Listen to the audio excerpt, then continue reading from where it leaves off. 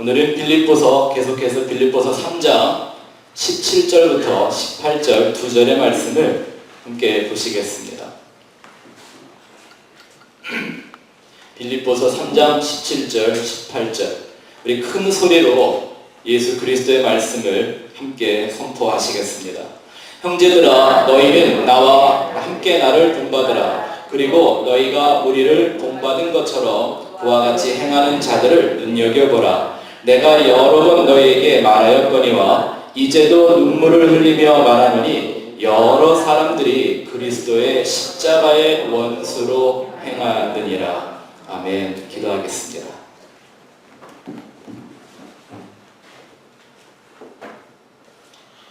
태초에 말씀이 계셨습니다.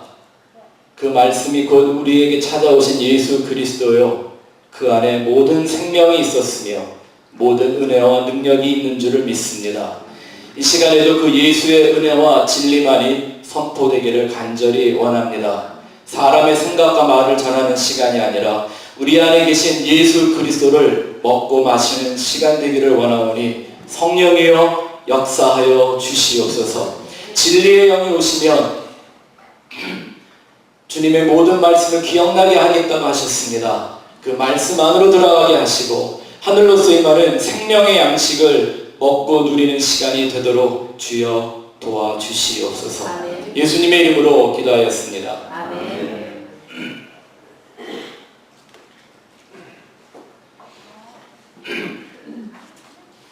지난주에는 사도 바울이 빌립보 교인들에게 아주 담대하게 선언한 너희는 나를 본받으라 라고 말한 그 의미를 함께 생각해 보았습니다. 나를 본받으라는 말을 좀 더 쉽게 우리식으로 말하면 예수 믿으려면 누구처럼 믿어야 된다? 나처럼 믿어야 된다. 그렇게 말할 수 있는 교회와 성도들 될 수 있기를 바랍니다. 저희 목회자들도 본이 되는 목회자가 되기 위해서 정말 피눈물을 흘리는 한이 있더라도 주님의 마음을 갖고 예수 저렇게 믿는 거구나 라는 삶을 보여드릴 정도로 최선을 다하겠습니다. 예수님은 둘째 아담으로 오셔서 그 하나님 아버지의 일을 섬기는 삶에 대한, 신뢰하고 믿고 따라가는 삶에 대한 모범을 보여주셨습니다. 그 예수님이 이제 또 한 사람을 세워서 우리에게 모범으로, 모형으로 삼으셨는데 그가 바로 사도 바울이었습니다. 그 예수, 그 십자가의 길, 생명의 길을 따라가는 것을 어떻게 하는 것인가? 예수님은 하나님의 아들이셨으니까 모든 걸 완전하게 했다고 하시지만 한낱 죄인이었던 사람이 그 예수의 십자가의 은혜로 구원받은 후 그 예수를 따라가는 삶이 어떤가를 보여주시기 위하여 사도 바울이라는 사람을 선택하여 우리 앞에 모범으로 세운 것입니다. 우리는 하나님께서, 예수 그리스도께서 우리에게 보여주시는 걸 잘 봐야 합니다. 내가 보고 싶은 걸 보는 게 아니라 주님이 보여주시는 걸 놓치지 않고 볼 수 있어야만 합니다. 주님이 우리 앞에 먼저 걸어가신 그 생명의 발자국을 밟고 따라가는 거죠. 신앙은 내 뜻대로 내 마음대로 하는 것이 아닙니다. 신앙은 유일한 우리 믿음의 대상이신 그 주님께서 정하시고 계획하시고 우리 앞에 열어놓으신 그 길로만, 그 진리로만 가는 것을 신앙이라고 합니다. 한눈을 팔면 분량이 나옵니다. 제가 사이펜에 있을 때, 4년간 선교사에 있을 때요, 거기는 이제 한국 봉제 회사들이 한 13개가 와 있고 중국인들 또 조선족들이 이렇게 와서 열심히 일을 하는 곳이었습니다. 대부분 옷을 만들다 보니까 그 사람들에게 뭐가 제일 중요하냐면 각 회사마다 이제 옷을 만들려고요 샘플을 보내준대요. 여러분 그거 아세요? 여러분들이 입고 있는 그 말 그려져 있는 그 티셔츠요, 사이판에서 25전씩 팔리고 있습니다. 옛날에 90년도에 막 하루에 수십만 장이 찍어져 나오니까. 근데 그 사람들이 아무리 재봉틀질을 잘하는 귀신 같은 실력을 가지고 있어도요, 뭘 그대로 만들어야 돼요? 회사에서 보내준 샘플대로 만들어야 돼요. 내 생각에 여기는 바느질을 이렇게 하고 이 주머니를 이렇게 다는 게 더 이쁠 것 같다고 하는 순간 그 옷은 불량이 돼서 25전에 팔려요. 하나님은 우리에게 예수를 모형으로 주셨습니다. 또 그를 따라가는 사도 바울을 모범으로 주셨습니다. 그 길을 따라가지 않으면 우리가 열심히 하는 분량이 될 수 있기 때문입니다. 사도 바울, 자기를 본받으라고 했던 그 모습은 그가 어떤 다른 이보다 나은 것이 있어서가 아니었습니다. 영적으로 더 성숙하거나 혹은 신비한 은사가 있어서 혹은 누구보다 도덕적으로 윤리적으로 더 뛰어나서 그걸 본받으라고 말하는 것이 아니었습니다. 그건 사도 바울의 옛사람이 자랑하던 거였습니다. 히브리인이요, 바리새인이요, 베냐민 지파요, 율법의 의로는 흠이 없는 자로다. 이게 바로 옛사람 종교인이 자랑하던 거였습니다. 근데 오히려 그걸 내가 다 배설물처럼 여긴다, 그걸 본받으란 말이 아니었습니다. 자기가 예수와 십자가 앞에 얼마나 철저한 죄인이었는지를 깨닫는 것, 그리고 그 예수 아니면, 그 은혜 아니면 오직 저주와 사망과 죄의 덩어리일 수밖에 없는 자신의 그 모습을 깨닫고 빚진 자로 살아가는 그 십자가의 신앙, 그거 본받기를 원했던 것입니다. 사도 바울 안에는 이런 깊은 애통함이 있었습니다. 그래서 오히려 그가 가장 영적으로 성숙했을 때에도 그는 자기의 가장 가까운 사람들에게 나는 죄인의 괴수라고 고백하기를 주저하지 않습니다. 오호라, 나는 곤고한 사람이다. 누가 이 사망의 몸에서 나를 건져내랴. 사도 바울은 그 마음을 예수 앞에서, 십자가 앞에서 그 애통하는 심정을 결코 잊지 않았던 사람이었습니다. 애통하는 사람들에게만 부어주시기로 약속한 우리 하나님의 약속이 있습니다. 애통하는 자는 복이 있나니 저희가 하늘의 위로를 받을 것이며, 우리는 그것을 바로 은혜라고 말합니다. 애통하는 심령에게만 부어주는 그 하나님, 거룩한 애통함 속에만 담길 수 있는 하나님의 그 위로와 그 은혜, 그것이 바로 사도 바울의 모든 것이 되어서 그것을 본받으라고 얘기하고 있습니다. 이게 바로 십자가의 메시지입니다. 십자가의 도가 오늘날 교회에서 희박해지니까 본받을 만한 사람이 별로 눈에 보이지 않는 것입니다. 열심히 하고 헌금도 많이 드리고 정성 다하고 성격도 다 좋아지고 했는데 왠지 예수의 냄새는 점점 사라지고 있는 것이 오늘날 우리가 보고 있는 교회들의 모습의 실상이 아닌가 하는 염려가 있습니다. 예수님이 이 세상에 가져오신 그 복음은 교회나 성도들이 세상보다 화려해지고 멋있어지고 교양이 넘쳐서 세상을 변화시키는 그런 거 아닙니다. 어떤 더 높은 도덕과 윤리의 우월함으로 세상을 인도해가고 계몽하자고 하는 것도 아니었습니다. 여러분, 얼마 전에 예수 영화가 하나 새로 만들어서 올해 상영된 거 있었죠? 혹시 보셨어요? 저도 그 영화를 보고 싶은 마음에 언제 개봉하나 하고 기다리는 마음이 있었는데, 그 영화에 선전이 이렇게 나올 때, 예고편이 나올 때 그 영화 안에 했던 예수님의 대사 한마디가 마음에 안 들어서 영화 안 봤습니다. 뭐냐 하면 예수님이 베드로를 부르시잖아요. 예? 베드로를 부르시는데 베드로가 예수님한테 이제 어디로 가실 겁니까? 뭘 하실 생각이세요? 라고 물어보니까 예수님이 하신 말씀이 Let's change the world. 세상을 변화시키자. 예수님이 정말 그러셨나요? 예수님이 세상 변화시키셨나요? 예수님이 바꾸기 원했던 건 세상이 아니었습니다. 죽어가는 영혼들을 그 세상으로부터 구원하기를 원하셨습니다.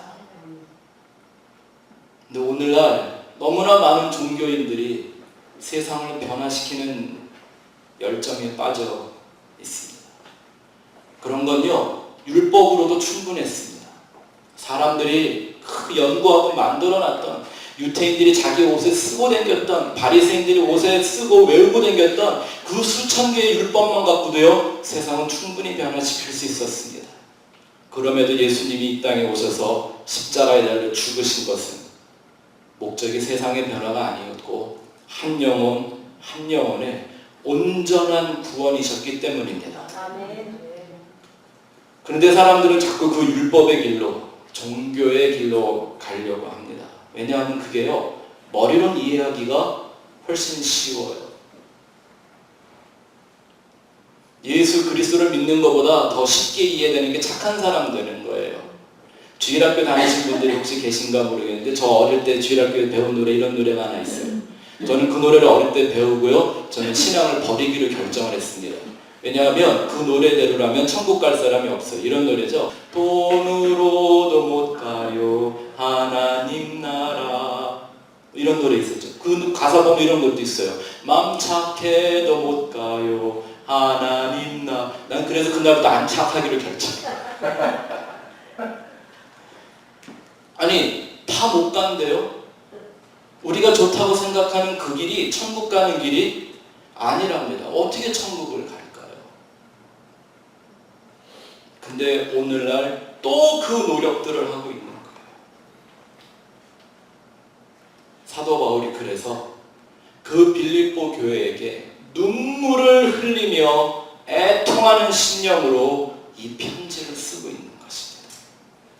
이 말씀을 준비한 제 마음속에 제 기도의 소원이 하나 있다면 이 교회에 저와 여러분들이 이 사도의 눈물을 소유하고 있는 사람들이기를 원합니다. 아멘. 우리 예배에 이 거룩한 눈물이 있기를 바랍니다. 아멘. 저와 여러분들이 이 땅을 위하여, 이 땅의 거민들을 위하여 기도할 때 우리에게서 그런 거룩한 눈물이 흐를 수 있는 그런 복음의 공동체, 십자가의 공동체 되었으면 좋겠습니다. 아멘. 그래서 오늘 그 거룩한 눈물이라는 주제를 가지고 성도의 눈물, 그것이 무엇인가 우리가 오늘 같이 여러분들하고 상고해 보기를 원합니다. 사도 바울이 말했던 이 눈물, 이 구절 역시 오늘날 점점 교회에서 사라지고 있는 눈물인 것 같습니다. 저와 여러분들 안에 이 눈물이 회복되기를 소원합니다. 바울이 흘렸다는 이 눈물은요, 우리가 인생을 살면서 가끔씩 한번 흘리는 그런 눈물과는 참 의미가 다릅니다. 이렇게 하품할 때 한 번씩 나오는 이런 눈물하고는 정말 의미가 다른 거죠. 여러분, 교회라는 이 특성이 참 눈물이 많은 곳입니다. 눈물 없이 예수 믿을 수 있나요? 내가 예수를 만나면 제일 먼저 나타나는 게 뭐였어요? 내 머리로 깨달아지고 마음으로 이해되기 이전에 나도 모르게 눈물부터 쏟아지기를 시작해요. 왠지 모르게 주님을 만나면, 또 주님을 만난 이후에도 살아계신 하나님을 한 번씩 경험하고 하나님이 나를 터치해 주시는 그 은혜를 조금씩만 맛봐도 그게 뭔지 다 알지 못하는데 갑자기 눈에서 눈물이 흘러요. 그래서 교회에는 눈물이 참 많습니다. 아마 눈물이 제일 많은 종교가 기독교 아니겠습니까? 근데 그나마 그런 눈물이 자꾸 사라지고 있어서 안타깝습니다. 오늘날 교회와 성도들에게 있어야 할 그 거룩한 눈물 무엇일까요? 우리는 살아오는 지금까지 눈물 많이 흘렸을 겁니다. 아마 여기 계신 남자분들도 에이 목사님 난 그래도 난 눈물 안 흘립니다. 뭐 남자는 3번 운다면서요? 나면서 한 번 울고 뭐 부모님 돌아가실 때 한 번 울고 뭐 이래갖고 몇 번 안 운다고 그러는데 사실 남자들도 혼자 많이 울어요. 펑펑 울어야 우는 게 아니잖아요. 또 우리는 앞으로 살면서도 울 일이 많이 있을 거예요. 헛된 눈물을 흘려서는 안 되겠죠. 성경에 보면 천국에서 일어나고 있는 천국 가면 나타날 많은 일들 중에 하나님이 한 번도 빠짐없이 천국을 묘사할 때마다 사용하신 말씀이 있습니다. 모든 눈물을 닦아주시겠다. 그게 도대체 어떤 눈물일까요? 계시록 7장 말씀을 한번 보니까 이렇게 나와 있습니다. 같이 읽어볼까요? 시작! 이는 보좌 가운데 계신 어린 양이 그들의 목자가 되사 생명수 샘으로 인도하시고 하나님께서 그들의 눈에서 모든 눈물을 씻어주실 것임이라. 아멘. 이것은 6째 인이 떼어진 후에 7째 인이 떼어지기 그 사이에 나타나는 일을 요한이 보고 기록한 것입니다.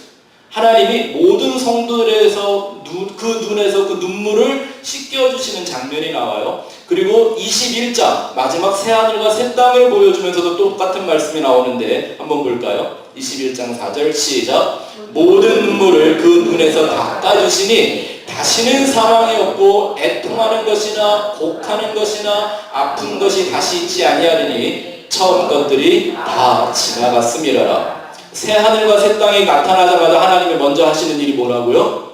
모든 눈물을 닦아주신답니다. 도대체 그 눈물이 어떤 눈물일까요? 여러분, 인생은 나면서부터 웁니다. 네, 안 울면 억지로 때려서라도 울립니다. 그 인생은 우는 존재인 것 같아요.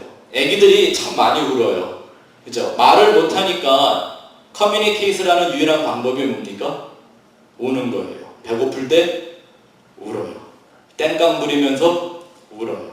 실수로 넘어지고 다치면 아프니까 울어요. 자기 마음대로 안 되면 약이 올라서 울어요.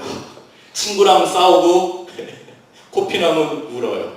밤에 안 좋은 무서운 꿈 꾸면 또 울어요. 오줌 싸고 나면 뭘 잘했다고 먼저 울어요. 참 많이 울어요.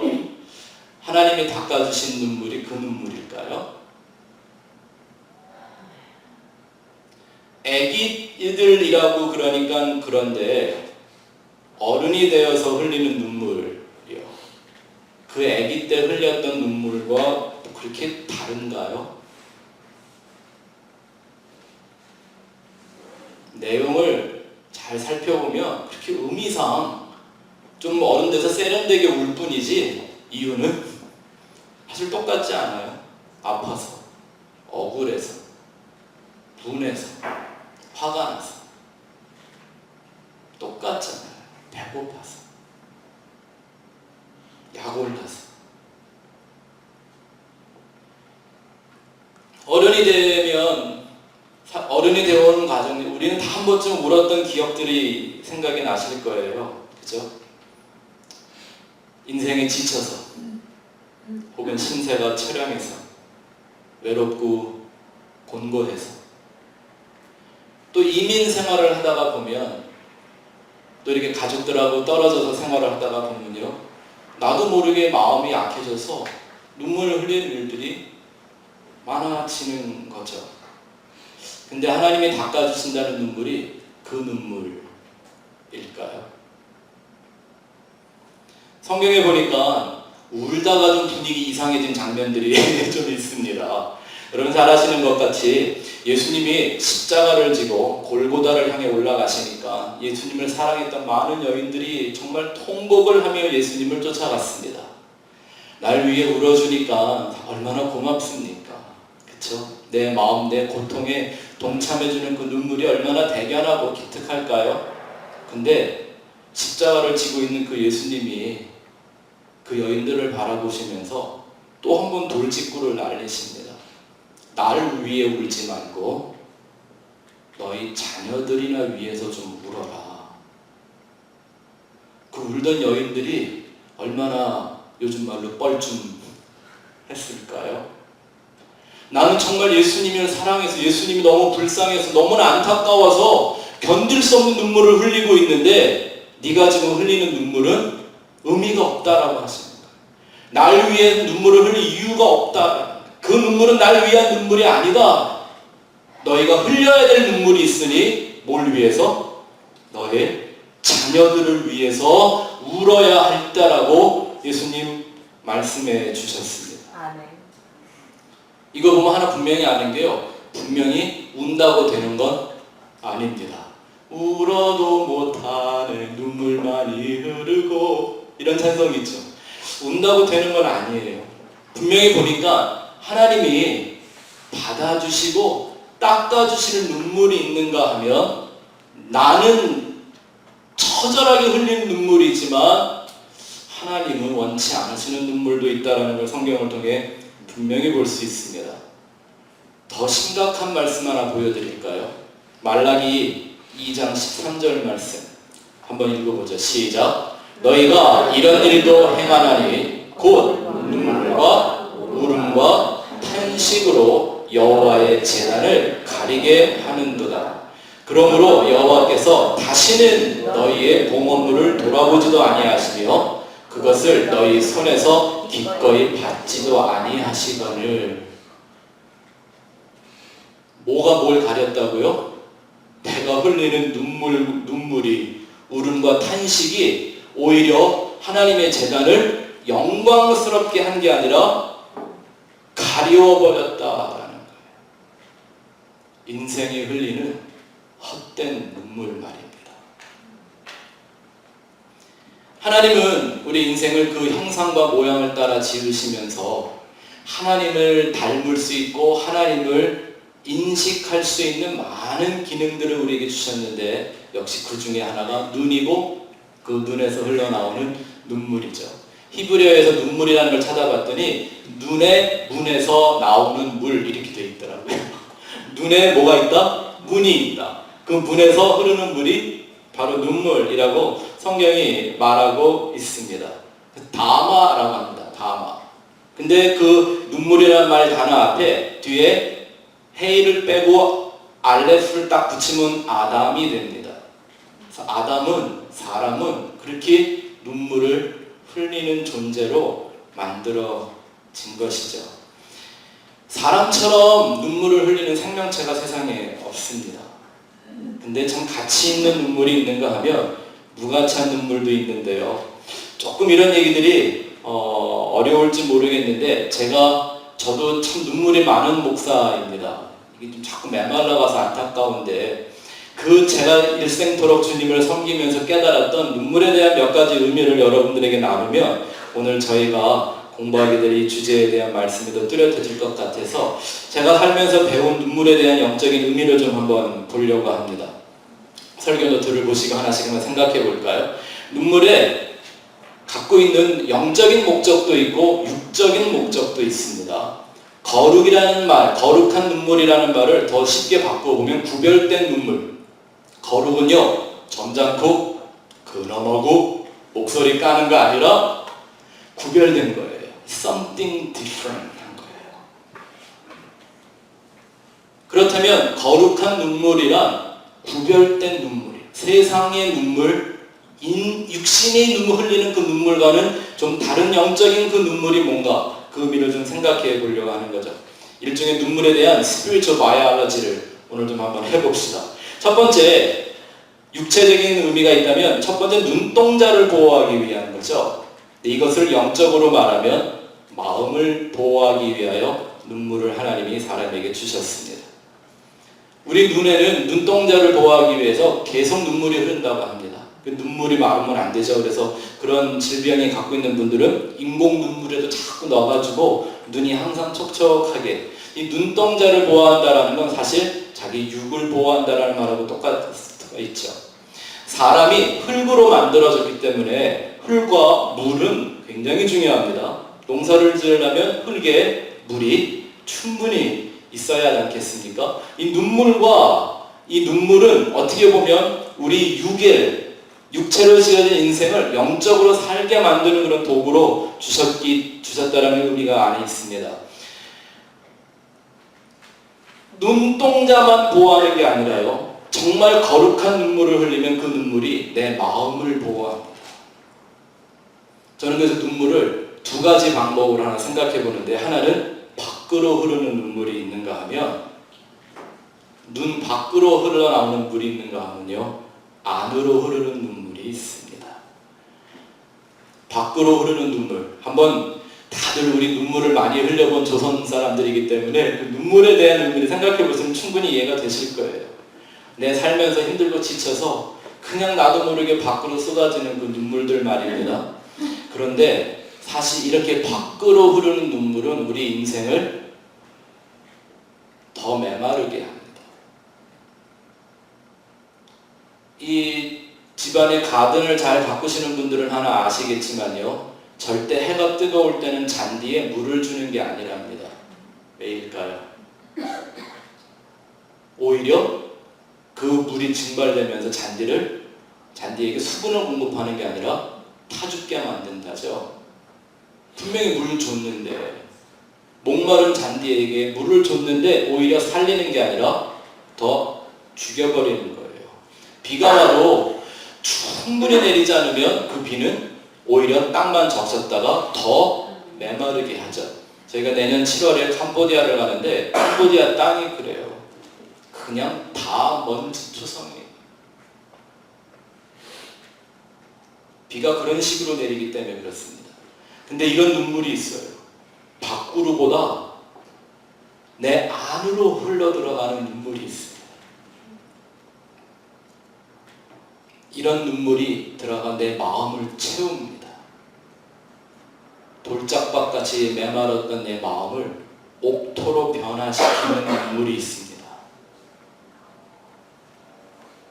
죽었던 땅을, 그렇고 말라 비틀어졌던 내 마음을 살아나게 만드는 눈물이 있습니다. 그 마음 깊은 곳에 샘을 이루어 줍니다.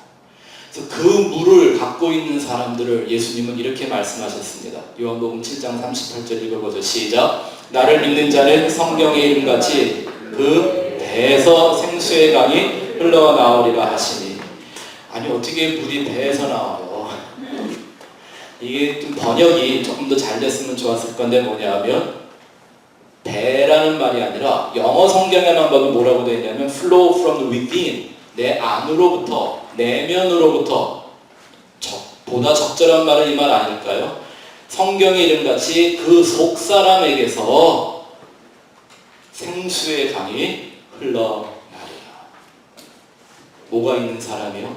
내 마음에 거룩한 눈물이 흐르는 사람들 말입니다. 두 번째, 눈물이 갖고 있는 육적인 목적, 영적인 목적을 한번 비교해보면, 육적인 목적은 육적 감정을 표현하기 위한 거라고 한다면, 이것의 영적인 표현은 영혼의 갈망함을 표현하기 위한 거라고도 생각이 됩니다. 여러분, 우리가 살다 보면 눈물 나는 때 많습니다. 참 이제 재미있는 건 눈물을 흘릴 때 보면, 세상적으로 흐를 때 보면요, 문제가 뭔 줄을 알게 해줍니다. 내가 눈물을 흘리는 일들, 그게 바로 내 삶의 고통이요, 문제인 것을 깨닫게 만들어주죠. 예를 들어 부모님 돌아가셨을 때 눈물이 흐릅니다. 네, 그게 인간의 한계이기 때문에, 죽음으로 생을 마감할 수밖에 없는 육신의 한계이기 때문에, 죄범한 인생들의 한계이기 때문에, 세상에서 슬픔, 배신, 상처, 실패, 이 모든 것에도 흐르는 눈물, 뭘 보여주나요? 이 세상이, 인간이 무엇이 문제인 줄을 발견하게 해주는 것입니다. 그래서 하나님은 우리의 감정을, 육적인 감정을 그렇게 표출할 수 있도록 만들어 주셨습니다. 반면에 육에 필요한 것을 위해 우는 게 아니라 내 영적인 목마름을 위해 흘리는 눈물이 있습니다. 내 육을 위해, 내 육을 표현하기 위해, 육신의 정욕, 그 감정을 표현하기 위해 흐르는 눈물은요, 자아를 형성하는 눈물입니다. 내 자아를 단단하게 만들어 갑니다. 사람이 한번 울고 나면 부드러워지는 게 아니라, 해보셔서 아실 거예요. 예를 들어 뭐 부부싸움이라도 한번 해가지고, 부부싸움 보통 하면 남편은 잘 안 울죠. 어쨌든 잘못한 게 없는 아내가 울지. 울면 지는 건데. 뭐 울고 나서 이렇게 다시 화해하고, 오케이 그러지 말고 우리 잘 먹고 잘 살자 그래놓고 나중에 보면 아내가 부드러워져 있어요, 강해져 있어요. 제 말 이해가 되세요? 사춘기를 지나면서 뭐 이래저래 여러 가지 의미를 갖고 울어요. 부모님하고 막 싸우면서 울기도 하고, 그죠? 예? 학교에서 선생님하고 대들다가 매 맞고 울기도 해보고, 우리 어릴 땐 그랬죠. 친구들 사이에 어떤 그 피어 프레셔 때문에, 그것 때문에 속상해서 막 울기도 하고요. 이런 걸로요, 이 세상에 걸맞는 자아가 계속 만들어지는 거예요. 저는요, 어릴 때 저희 부모님을 참 많이 속였어요. 그리고요, 어떻게 하면 우리 부모님이 잘 속았냐면요, 저희 아버지가 이상하게 눈물에 약하세요. 그래갖고 아무리 내가 잘못했어도요, 살짝 거짓말하면서 사나이의 그 진한 눈물 한 방울 보여드리면 저희 아버지는 다 용서해 주셨어요. 저 연기할 걸 그랬나 봐요. 근데 그런 눈물을 흘리고 제가 인간이 돼갔나요? 사람이 돼가든가요? 성숙한 아들이 돼가든가요? 내 잘못을 버리든가요? 아니에요. 그 눈물로 오히려 제 이 속사람이 더 강팍해지고, 단단해지고, 냉정해지고, 독해지는 거예요. 그런데 반대로 그 자아를 말라 비틀어진 땅을 다 뒤집어 엎듯이, 그래서 흙과 물을 새로 반죽을 하듯 내 안에 있는 이 육신의 자아를 깨트리는, 내 안에 있는 이 육신의 정욕과 그 죄성을 십자가에 못 박으며 깨트리는 거룩한 눈물이 있습니다. 하나님 말씀하시기를 하나님은 토기장이시다. 그 토기장이가 하는 게 뭐예요? 흙과 물을 짓이겨서 쓸만한 그릇으로 만드는 것. 우리 안에 이런 눈물이 있어야, 참 회개 없는 눈물은 오히려 사람을 더 강팍하게 만듭니다. 시편 80편 말씀에 보니까 하나님의 그 백성들에게 이 영적인 갈망함을 갖게 하시기 위하여 하신 일을 이렇게 표현하고 있습니다. 읽어보죠. 시작. 주께서 그들에게 눈물의 양식을 먹이시며 많은 눈물을 마시게 하였나이다. 왜요? 그들의 영혼을 다 깨트려서 하나님이 원하시는 그릇으로 다시 재창조, 새 피조물 되게 하시기 위해서 그렇게 하셨던 거죠. 또 세 번째는 옛사람의 눈물이 있고 새 사람의 눈물이 있습니다. 우리 다 잘 아시는 것처럼 내 안에는 예수 믿기 이전에 old self, 옛사람이 있고 예수 믿고 새롭게 만들어지는 new self, 새 사람이 내 안에 있습니다. 이 옛사람의 눈물이라는 건 뭐예요? 세상에 미련을 버리지 못해서 흘리는 눈물입니다. 인생이 흐르는 무지한 눈물이요. 무지한 눈물이라는 게 뭐냐 하면요, 예를 들어 하나님이 우리를 어떤 시련 가운데 던지셨습니다. 그때는 우리가 왜 시련을 당하는지 이해가 안 돼요. 시험은 이해가 안 되니까 시험이지 이해가 되면 시험이 안 돼요. 그렇죠? 그래서 어떤 시험도 이해가 되면 다 통과할 수 있는 거잖아요. 이해가 안 되니까 갈등하고 시험에 드는 겁니다. 그죠? 그러니까 그때는 우리가 막 울어요. 근데 분명히 하나님은 이 시련을 통해서 내 영혼을 깨트리고 하나님으로 더 가까이 우리를 인도해서 하나님이 원하셨던 그 목적들을 나를 통해 이루어가기를 원하시는 놀라운 신비한 계획이 있는 거예요. 이를테면 이런 거죠. 요셉은 형들에게 팔렸습니다. 종으로. 열심히 살았습니다. 근데 또 감옥에 들어갔습니다. 억울하잖아요. 눈물이 나겠어요? 안 나겠어요? 이 젊은 청년이 얼마나 속이 상했으면요, 감옥에서 7년 동안 수염도 안 깎고 데모를 하는 거예요. Why? 눈물 나겠어요? 안 나겠어요? 근데 예를 들어 감옥에 딱 들어간 날 요셉이 기도하는데 하나님이 오셔서 요셉아 걱정하지 마라, 네가 애굽의 총리 대신 낼 각본이다 하고 가르쳐 주시면 눈물 나겠어요? 안 나겠어요? 그 감옥이 호텔 같지 않겠어요? 근데 사람이 눈물을 흘리는 까닭은 모르니까. 이 환난이, 이 시련이, 이 아픔이, 이 연단이 내가 왜 이 길을 가야 하는 줄 모르니까, 내가 왜 배신을 맛봐야 되고, 왜 내가 사람들에게 자존심이 짓밟혀야 되고, 내가 왜 낮아져야 되고, 이해를 못하니까 우리는 몰라서 우는 거예요. 제가 목회하다 보니까요, 많은 성도님들이 교회 와서 새벽부터 밤까지 울며 기도하시는데 가만 보면 다 몰라서 울어. 알면 흘린 눈물이 아닌데, 다시 말하면 세상의 미련을 버리지 못해서 하나님이 보시기엔 답답한 눈물을 흘리고 있는 거예요. 그런데 하나님이 아시는 우리 새 사람에게 주시는 눈물이 있습니다. 영원한 소망을 바라보는 눈물입니다. 성경에 보니까 하나님도 눈물을 흘리신다고 했는데, 하나님도 우리 때문에 약이 올라서 화가 나서 분해서 혹은 밤에 오줌 지려서 우실까요? 아니요. 영원부터 영원까지 다 계획하고 알고 계시는 그분이 왜 눈물을 흘리실까요? 이제 예수 그리스도의 영으로 하나님의 자녀가 된 그 사람들 안에 이 하나님의 눈물이 나누어지는 겁니다. 그걸 성도의 눈물, 거룩한 눈물. 그래도 제가 오늘 여러분들에게 제가 생각하고 있는 성도라는 말에 정의를 하나 써드렸습니다. 성도란 하나님의 눈물을 가진 사람입니다.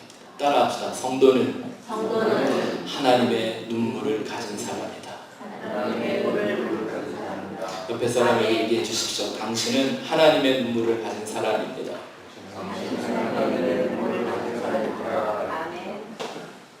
하나님이 눈물을 흘리신다. 예레미야 말씀에 이렇게 기록되어 있더라고요. 같이 읽겠습니다. 시작. 너는 이 말로 그들에게 이르라. 내 눈이 밤낮으로 그치지 아니하고 눈물을 흘리니 처녀 딸 내 백성이 큰 파멸 중한 상처로 말미암아 망함이라. 하나님에게서 멈추지 않고 흐르는 눈물이 있습니다.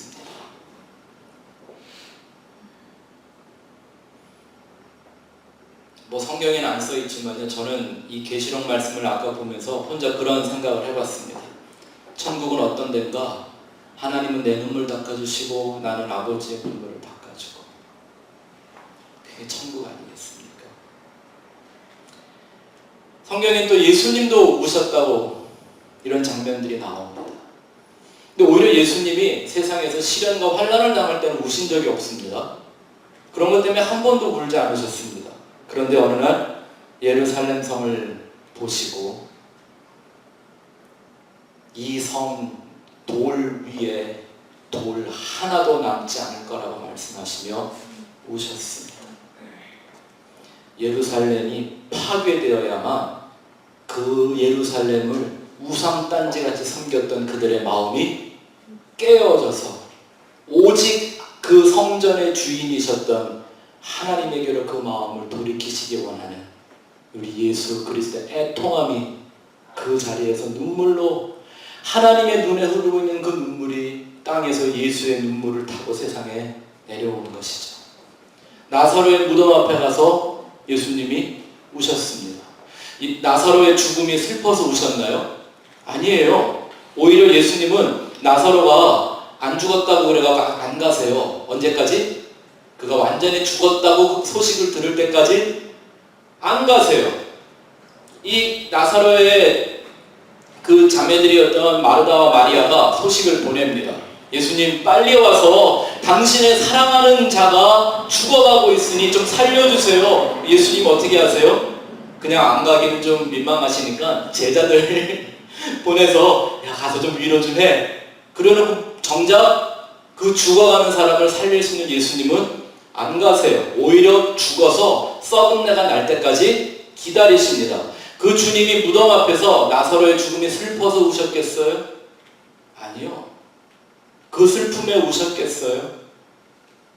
우리가 조금 있다가 보겠지만 예수님이 이 세상을 보며 죽어가는 영혼들을 보며 믿음 없는 생명 없는 인생을 보며 흘리시는 그 눈물이 있습니다. 우리에게 필요한 내 눈에 있어야 될 그 눈물입니다.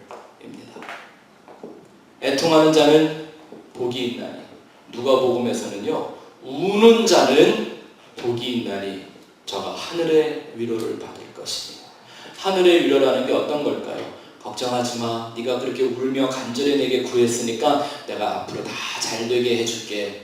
이건 하늘의 위로예요? 땅의 위로예요? 염려하지 마. 네가 이래서 어려움도 당하고 시련도 당하고 마음의 상처도 받았지만 내가 모든 사람들 가운데 너를 높여서 사람들로 왔는데 다시 한번 존경을 받을 수 있게 본때를 보여줄 수 있게 네 인생을 회복시켜 줄게. 이건 땅의 위로예요? 하늘의 위로예요?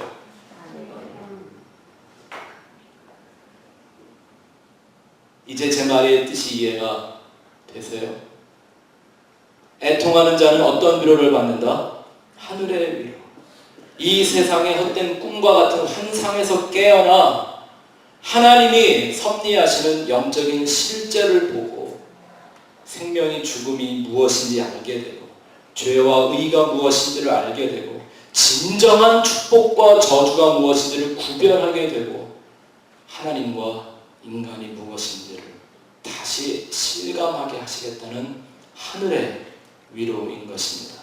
이 눈물을 가졌던 사람들이 있습니다. 이 사람들의 얘기를 좀 짧게 보고 오늘 말씀을 마무리할까 합니다. 첫 번째는 우리가 너무나 잘 알고 있는 눈물의 선지자 예레미야입니다. 예레미야라는 책을 썼지만 얼마나 울었는지 모두 있어요. 예레미야, 애가, lamentation, 자기의 모든 통곡을 거기다 써놨어요. 근데 예레미야 애가를 읽어보신 분들은 아시겠지만 그 애가를 읽다 보면 슬퍼요, 안 슬퍼요? 난 하나도 안 슬퍼요. 분명히 예레미야는 울면서 그 책을 썼는데 재밌는 건 그 자기의 눈물 끝에 항상 하나님의 약속이 들어가 있습니다. 그 중에 여러분이 잘 아시는 주의 인자는 끝이 없고 주의 은혜는 아침마다 새롭다. 이건 슬퍼요, 기뻐요? 조금 헷갈리기 시작합니다. 왜냐하면 거룩한 눈물은 세상과 같이 슬픔과 아픔에 대한 결과가 아니라 하나님의 언약과 치유의 시작이 되기 때문입니다. 그 하나님의 눈물을 예레미야에게 주신 겁니다. 하나님에게서 영원히 멈추지 않고 흐르고 있는 그 눈물이 어느 날 예레미야에게 임했습니다. 예레미야 눈물은 하나님의 깨어진 그 마음, broken heart of God, 그 깨어진 마음을 가졌기 때문에 흘릴 수밖에 없는 그 마음입니다. 여러분 생각해 보세요. 내가 내 배 아파서 난 자식, 우리 남자들은 아파서 난 것도 아닌데, 물론 머리 아파서 머리가 뜯겼는지는 모르겠지만, 그래도 그 자식 하나 어디만 털끝 하나만 상해도 막 신경질이 나는데, 우리 딸내미가 어저께 SAT 시험을 보고 막 지쳐서 나오는 보면 그걸 보면서 이 더러운 세상 막 그렇게 속이 상한데 나는 저런 애가 나올지도 몰랐어요. 나보니까 저래요. 우리 아들내미도 그렇고 다 여러분 자녀들이 그러실 거예요. 근데 하나님은 그 당신의 손으로 하나씩 하나씩 만들어서 머리카락까지 다 세가지고 어머니 배에 넣어주셨어요. 그 아버지가 이 땅의 모든 아들들이, 모든 딸들이 다치고 상하고 병들어 죽어가는데 지옥의 멸망길로 빠져가고 있는데 그 아버지가 어떻게 안 우시겠어요? 어느 날 그 마음이 예레미야의 heart transplant, 세상에 가졌던 그 인간의 마음이 빠져나가 버리고 하나님의 마음이 쑥 들어갔어요. 더 이상 세상이 인간의 눈으로 보이지 않아요. 하나님의 눈이 보는 그 세상을 예레미야가 보면서 눈에 안질이 날 만큼 울었다고 그랬어요. 혹시 우리에게 이런 눈물이 있습니까? 예레미야가 이런 얘기를 합니다. 너희는 이 성전이 여호와의 전이라 여호와의 전이라 하는 거짓말을 믿지 말라.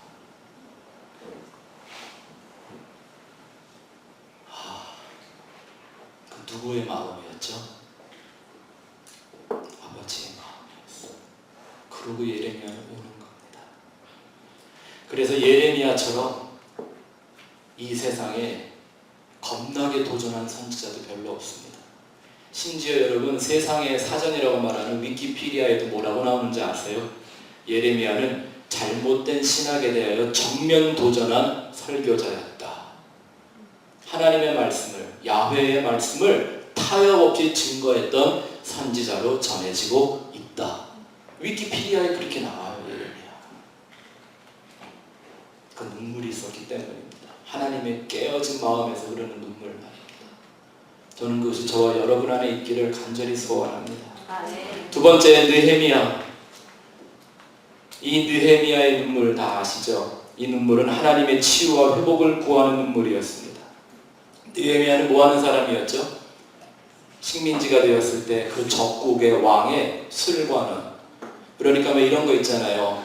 왕이 음식을 먹어보기 전에 혹시 독을 탔을까봐 그거 먼저 먹어보는, 이게 참 그런데도 불구하고 그 사람은 항상 왕이 총애하는, 또 술자리마다 항상 그렇게 하는 게, 그 당시에는 그 술에 독을 타는 게, 독사라는 게 아주 유행이던 때이기 때문에, 그래서 왕이 술을 마실 때 같이 있을 수 있는 그 사람은 왕하고 마음이 통하는 사람이었어요.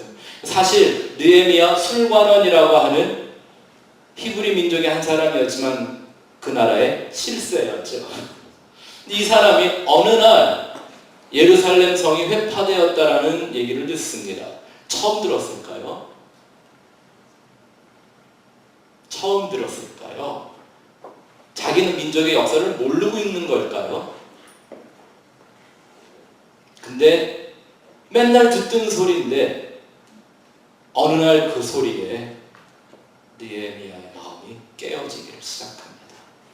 그래서 이 느헤미야 1장에 보면요, 그가 수일을 슬피 울며 금식하며 하나님 앞에 구하더라.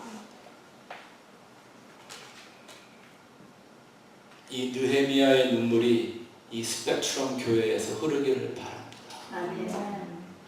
우리가 살고 있는 이 얼바인, 오렌지 카운티, 이 남가주, 캘리포니아, 미국, 또 우리를 낳아준 조국, 그리고 땅 끝까지 이 느헤미야의 심령을 가지고 하나님 앞에 그 치유와 회복을 간구하며 눈물을 흘리며 나아갈 수 있는 그 사람들 말입니다. 그게 교회입니다. 그게 성도입니다. 세 번째는 우리가 잘 아는 사무엘의 엄마였던 한나라는 여인의 눈물이었습니다. 이 한나 얘기 다 잘 아시죠? 네? 한나 조강지처였는데 아기를 못 낳습니다. 그랬더니 그 남편이 이제 뭐 대를 이어야 되니까 첩을 이렇게 얻었는데, 참 이름도 희한하죠. 이 한나를 제일 분내게 만들었던 첩의 이름이 분인나. 이게 분명히 성경은 이 히브리 민족과 우리 민족은요 피가 하나였던 것 같아요. 네? 뭐 갈라디아서 뭐 이런 거 있잖아요. 이게 뭐가 의미가 있어요, 그죠? 여호와 킴 뭐 이런 거, 김씨도 막 나오고. 그래서 한나가 어느 날 성전을 찾아가 전심으로 하나님 앞에 통곡을 하며 기도합니다.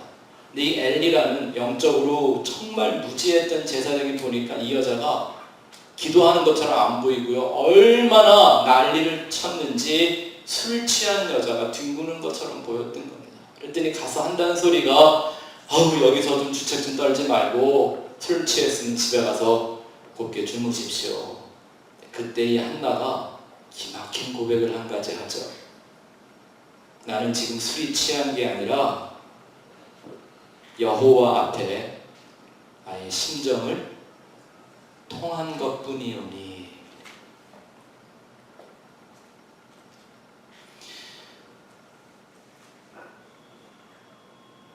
혹시 이 한나의 스토리를 우리는 조금 깊이 이해해 볼 필요가 있습니다. 이 여인이 흘렸던 눈물이 과연 잉태치 못한 한 여인이 절망하고 자기를 분나게 만드는 그 분인나가 너무 미워서 시기와 질투로 흘렸던 그런 눈물이었을까요? 만약에 여러분 그런 눈물을 흘려서 뭔가 하나님이 우리의 뜻을 들어주고 이해를 하신다면 그분이 정말 하나님이실까요?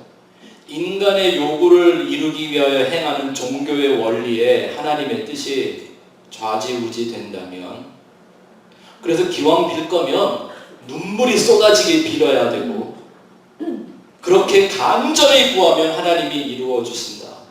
그래서 뭐 이 한나의 기도를 갖고 뭐 눈물의 기도, 통곡의 기도, 강청하는 기도 이런 얘기를 많이 하는데 전 조금 다른 생각을 갖고 있습니다.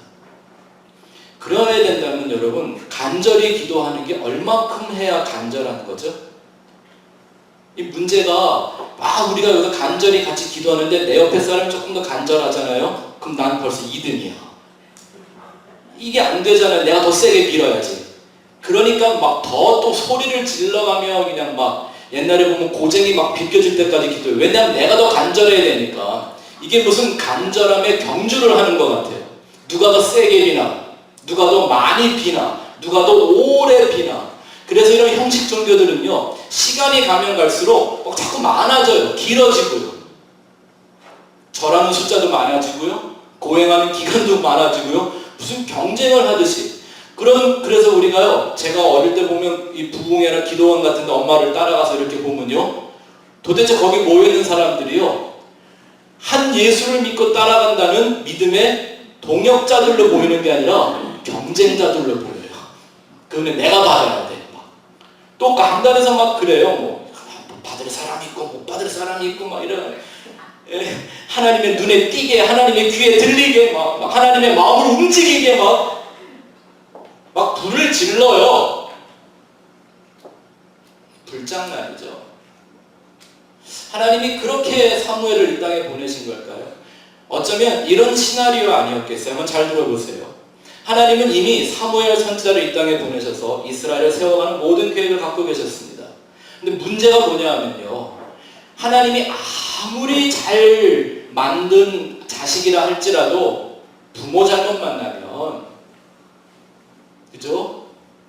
그래서 하나님이 아마 시범 삼아 몇몇 가능성이 있는, 포텐셜을 가지고 있는 여인들의 태를 한번 닫아보셨을 것 같아요. 과연 누가 사무엘의 엄마가 돼서 사무엘을 사무엘답게 길러줄 수 있을까? 그래서 하나님이 후보를 세우는 거예요. 야, 이 후보에만 뽑힌 것도 얼마나 감사합니까? 우리 교회가 그 한 후보라는 거 아세요? 이 얼바인을 한번 뒤집어 엎을 수 있는, 이 땅에 다시 십자가의 복음을 외칠 수 있는 후보로 선택해 주셨다는 거 아세요? 아직 몰라요. 그 될지는. 해봐야 알죠. 우리 한 사람 한 사람이 그렇게 후보로 선택됐다라는 거 아세요? 그게 은혜라는 겁니다.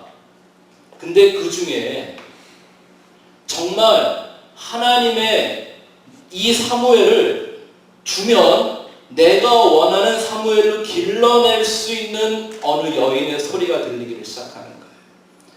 나의 한국말 성경의 번역이 조금 더 잘 됐으면 좋을 뻔했는데요. 물론 통했다라는 말도 참 좋은 말이지만 원래의 말은 하나님 앞에서 자기의 모든 영혼을 poured out, 쏟아 부었다라는 거예요. 샤페, 히브리 말로요.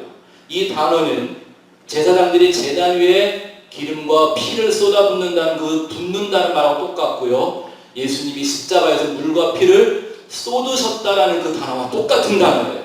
그러면 지금 이 여인이 한 건 하나님 앞에 가서 하나님 나 아들 줘요 라고 소리친 게 아니었어요. 하나님 나 아들 하나 줘서 내 팔자 좀 바꿔주세요 라고 하나님 앞에 뭘 요구한 게 아니라, 물론 그렇게 갔겠죠. 그러다가 하나님을 만나고 기도하다가 보니까 난 아들 없어도 돼. 누구만 있으면 그 은혜가 내게 너무 족한 거예요.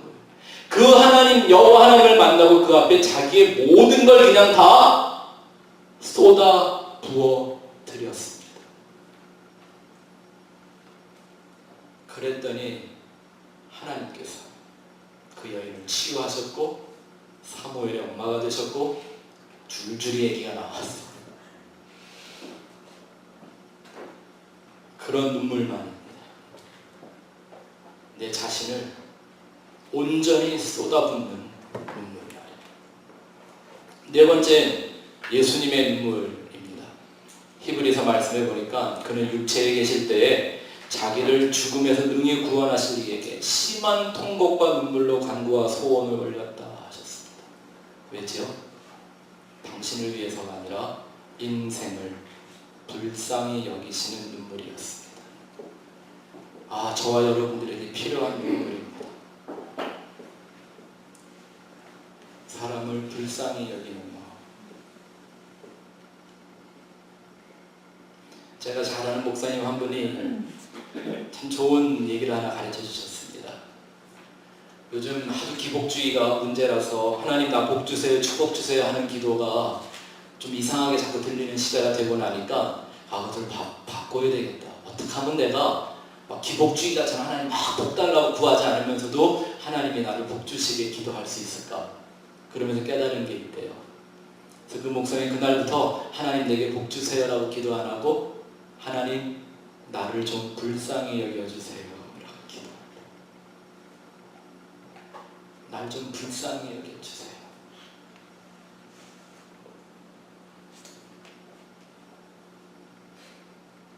이 세상의 구원자가 되기 위하여 오신 예수님, 그를 움직이는 마음은 하나님의 아들이었다는 영적 권위가 아니었고 인생을 불쌍히 여기는 마음이었습니다.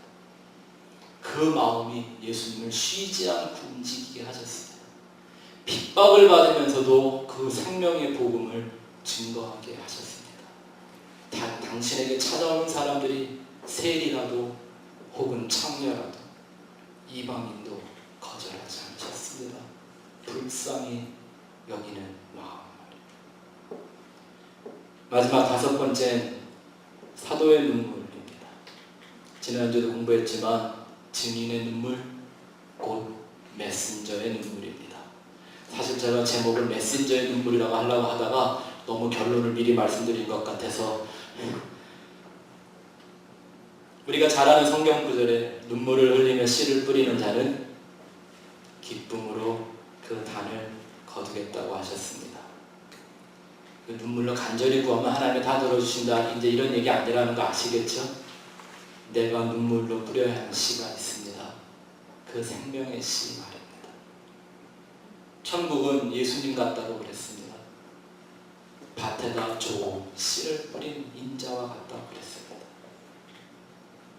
그 생명의 복음을 증거하는, 그리고 그 소식을 듣지 못한 사람, 믿지 못하는 사람, 깨닫지 못하는 사람들에게 전달해주는 이 메신저의 눈물이 필요합니다.